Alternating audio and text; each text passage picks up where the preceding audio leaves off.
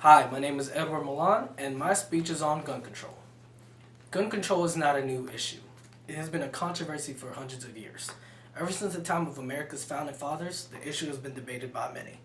Commentators believe that Al Gore lost the presidential election of 2000 to George Bush due to the fact that the people who would have voted for Gore decided against doing so, primarily because they did not know what a Gore administration would do about guns. American culture is a gun culture, not just because millions of civilians own a gun, but in a sense that it is constantly blended into the public through music, movies, and television.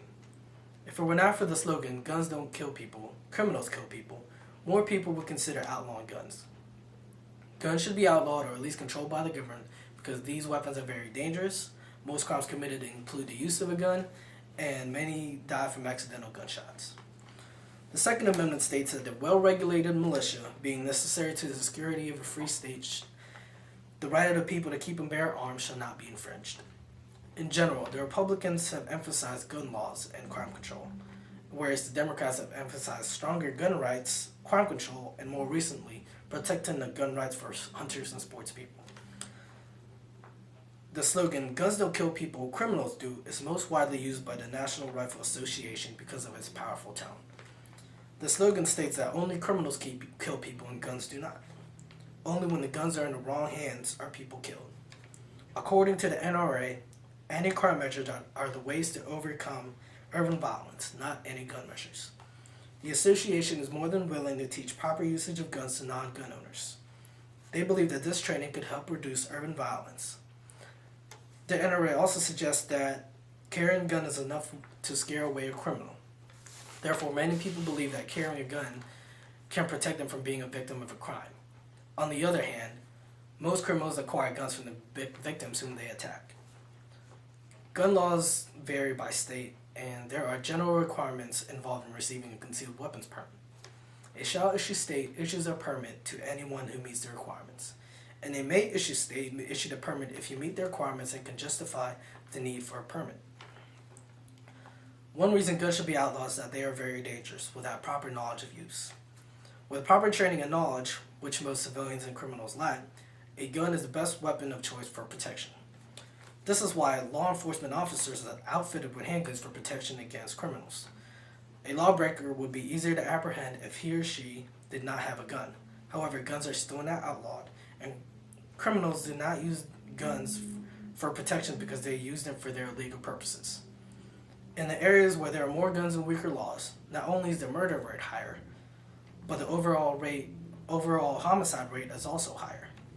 The easy access to guns in these areas causes thousands of deaths that could have been preventable. Next, guns should be outlawed because most crimes in the United States include their use. The first reference to gun control in any major party platform appeared in 1968 when rising crime, political assassinations, and consideration of major gun control and legislation in Congress spurred the parties to address the issue. Criminals can acquire a handgun and commit the crime as soon as the gun is obtained. This leaves law enforcement no time to react and to prevent murders and homicides. By the time the cops get to a crime scene, the victim is either already dead or fatally wounded. Without these laws, handguns are easy to obtain, and crime in the U.S. continues to rise. A second slogan, "Guns don't kill people, people kill people," which is less widely used, is much more near to the truth. Criminals do kill people, but people can also kill other people by shooting the gun accidentally. Most deaths and gunshot wounds are accidental. Accidents can occur from children playing with guns that are owned by a parent, person shooting an innocent bystander while trying to defend him or herself from a criminal, or a student shooting his fellow students at a school. None of the shooters who have accidentally killed or wounded another person is a criminal. These are law-abiding citizens who have a gun but do not know how to properly use them. Research has been done and estimates have been made that there are as many as 200 million guns among the civilian population. An investment of billions of dollars will be needed for this type of removal process. Criminals and law-abiding citizens alike will resist this type of movement.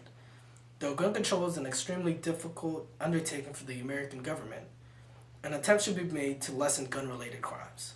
Guns are very dangerous, especially when they are in the wrong hands. which do not have to be criminals. They are not the only ones who kill people. Ordinary citizens may also kill other people accidentally. Accidental shootings actually have killed and wounded more innocent people than homicides. Proper knowledge and training is required in order to own a gun. However, criminals obtain guns illegally. Therefore, guns should be outlawed and should only be available for law enforcement agencies for the sole purpose of protecting citizens from others and including themselves. And that is my speech. Thank you for listening.